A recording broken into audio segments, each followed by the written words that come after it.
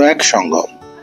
এটি গঙ্গা, যমুনা এবং কাল্পনিক সরস্বতী নদীর সঙ্গম স্থলকে নির্দেশ করে, যা ভারতের প্রয়াগরাজ, পূর্বতন এলাহাবাদ। হিন্দু ধর্মের একটি গুরুত্বপূর্ণ তীর্থস্থান। হিন্দু ধর্ম এবং ভারতের ইতিহাসের এক গভীর তাৎপর্য এবং ঐতিহাসিক গুরুত্ব রয়েছে। প্রয়াগ সঙ্গমকে হিন্দু ধর্মের পবিত্র স্থান বলে মনে করা হয়। বেদ এবং পুরাণে এর উল্লেখ রয়েছে। এটিকে তীর্থরাজ বা তীর্থের স্থানের রাজা বলে অভিহিত করা হয়।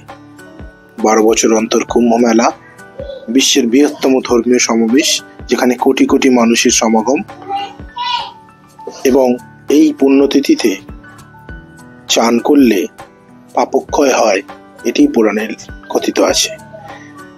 গুরুত্বপূর্ণ প্রশাসনিক ও ধর্মীয় কেন্দ্র ছিল সম্রাট অশোকের, যেখানে সম্রাট অশোক স্তম্ভ প্রতিষ্ঠিত করেছিলেন। এই সেই প্রয়াগরাজ।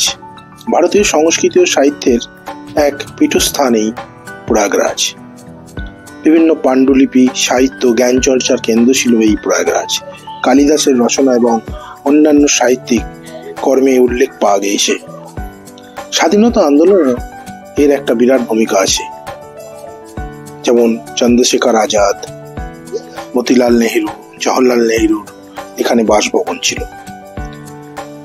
এই প্রয়াগরাজই আপনাদের আমি ঘুরে দেখাবো সঙ্গমস্থল এবং তার ঐতিহাসিক প্রেক্ষাপট। দেখতে থাকুন, আপনাদের নিশ্চয়ই শেয়ার করবো আমার অভিজ্ঞতা। নমস্কার বন্ধুরা, কেমন আছেন? ভালো আছেন? আমি রয়েছি প্রয়াগরাজে।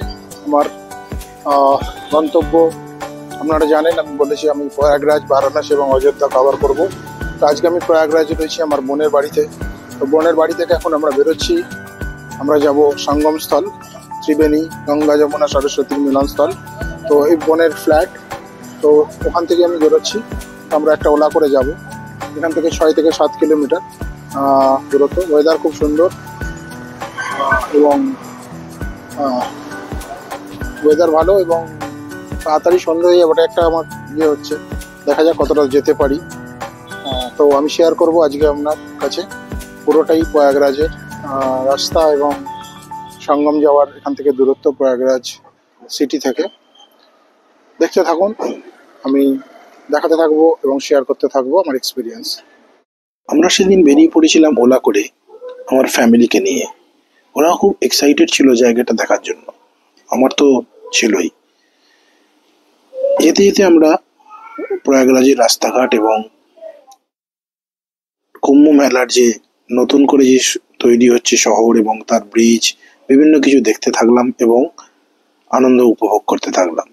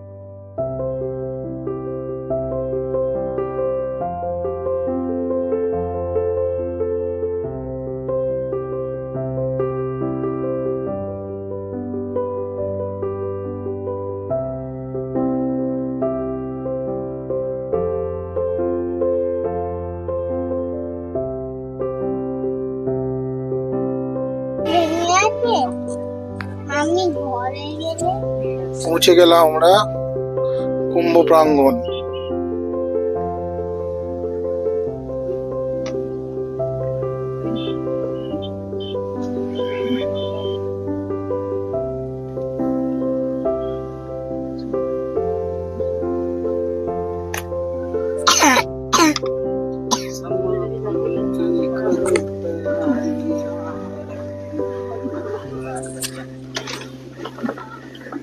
খারাপ আছে।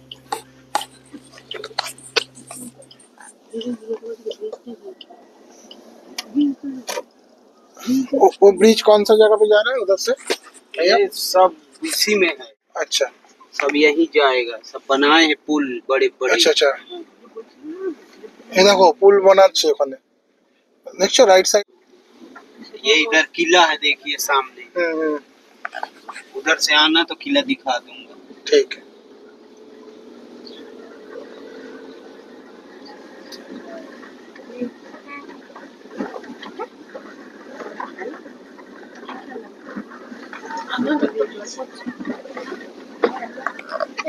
कम से कम 50 करोड़ लोग आएगा।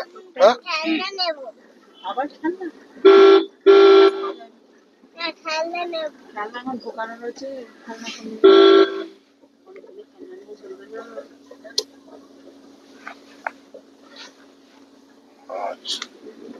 ये भासल रखे बनाया क्या ऊपर से ब्रिज टाइप का? अच्छा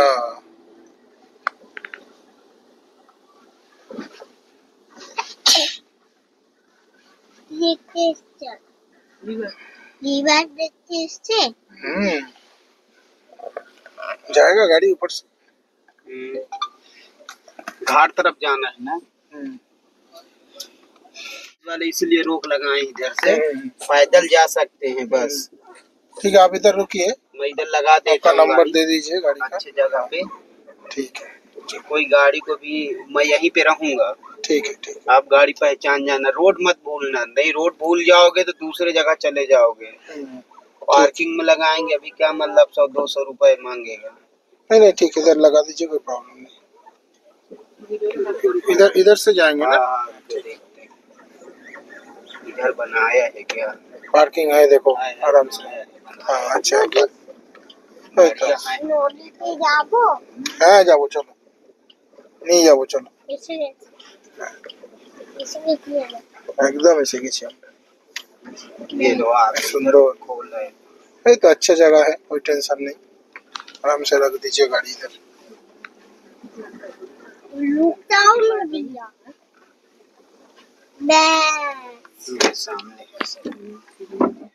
অবশেষে আমরা পৌঁছে গেলাম সঙ্গমস্থলের বোটিং পয়েন্টে। এখান থেকে আপনি বোট ভাড়া করে সঙ্গম অবধি যেতে পারেন। এই দিকের যে পোর্শনটা, এটা হচ্ছে যমুনা, আর গঙ্গাটা আমরা ওই দিক দিয়ে গেছিলাম, সেটাও আপনাদের দেখাচ্ছি। তো এখানে দেখবেন এত সুন্দরভাবে প্রশাসনিক দক্ষতার সাথে এরা কাজ করছে, এবং বিভিন্ন শৌচালয় এবং চেঞ্জিং রুম এভরিথিং সব কিছু এখানে অলমোস্ট কমপ্লিটেড কুম্ভর জন্য। কেন ওরা এক্সপেক্ট করছে 45 কোটি মানুষজন আসবে, তো সেইটাকে ঠিক করতে গেলে এই দক্ষতার প্রয়োজন। তো আমরা দেখলাম, খুব সুন্দর লাগলো। তারপরে আমরা চলে গেছিলাম বোটে ওখানে। তো বোটে কিছুক্ষণ দৌড়াদৌড়ি করে আমরা বোট ঠিক করেছিলাম। পার হেড আমাদের নিয়েছিল 300 টাকা করে। তো আমরা বোটে করে আমরা চলেছিলাম সঙ্গমের দিকে। অদ্ভুত সুন্দর লাগছিল, সূর্যটা ডুবি ডুবি, তার যে গেরুয়া কিরণ জলের মধ্যে পড়ে, তার যে রিফ্লেকশন এত সুন্দর লাগছিল। আর ফুরফুরে বাতাস, হালকা হালকা ঠান্ডা, খুব মনোরম পরিবেশ। খুব ভালো লাগবে আপনারা যদি এখানে আসেন এই সময়।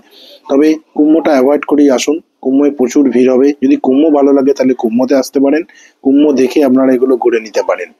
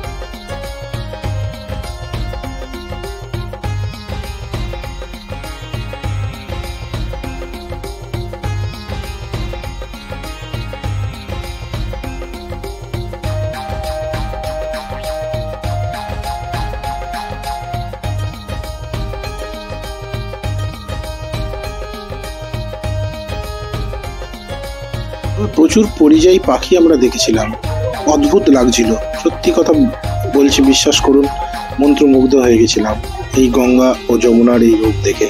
সঙ্গমস্থল তো অতি সুন্দর, মানুষজন সেই সময় চান করছিলেন। আমরা ওখান থেকে কিছুটা জল সংগ্রহ করে এনেছি, সেটাকে নিয়ে রেখেছি আমার কাছে। সঙ্গমের জল খুবই পবিত্র জল। তো এইভাবেই আমরা আমাদের এই বিকালটা খুব সুন্দরভাবে কাটিয়েছিলাম। এবং তারপরে আমরা মিনিট 20 ওখানে থাকার পরে আমাদের মাঝি আবার ঘাটে নিয়ে চলে এসেছিল। তারপরে আমরা আবার বাড়ি ফিরেছিলাম গাড়ি করেই। তার মধ্যে আমরা কিছু খাওয়া দাওয়া করেছিলাম, আশেপাশে ঘুরেছিলাম, এবং যেহেতু ট্রাফিক ছিল প্রচন্ড সন্ধ্যেবেলায়, যেহেতু আমাদের বাড়ি পৌঁছতে অনেক টাইম লেগেছিল।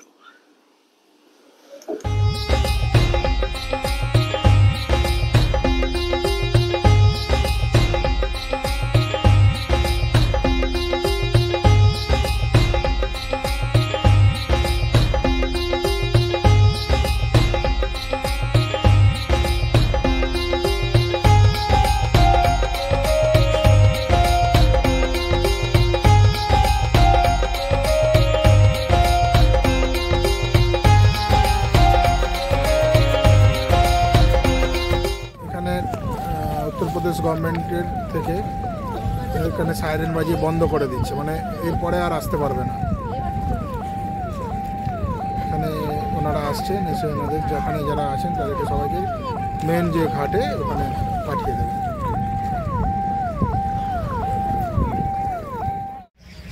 পৌঁছে গেছি। কত পাখি একবার দেখো,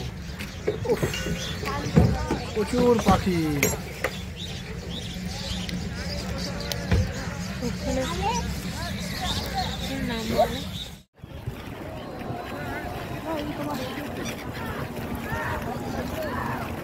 संगम